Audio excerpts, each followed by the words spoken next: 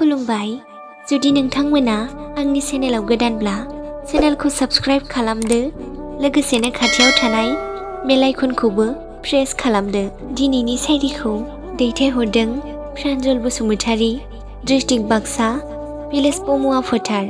बिथाङाबो मोनसे YouTube channel दङ। बिथांनि इउटुब चेनेलनि लिंकखौ आंनि डिसक्रिपशनाव होनानै दोनबाय।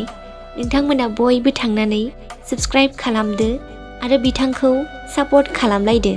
दानिया फैदो बिथांनि शायरिखौ दान्दिसे खोनासंलांदो। बे संसाराव खायसे ओरैबादिबो दं जे गोरबोजों गोबां मोजां मोनो, अनो, नाथाय बियो सिगाङाव माब्लाबाबो देखायनो हाया। नाथाय माब्लाबा अबथिरा गोमालांफ्लांबाना अब्लासो गोबां गोसोखांना गोरबोआव गाबखुमायो। आं थानायाव केर खालामासै, दा गोमालांनायखायसो जावले जावले गोसोखांना गाबखाङो आं।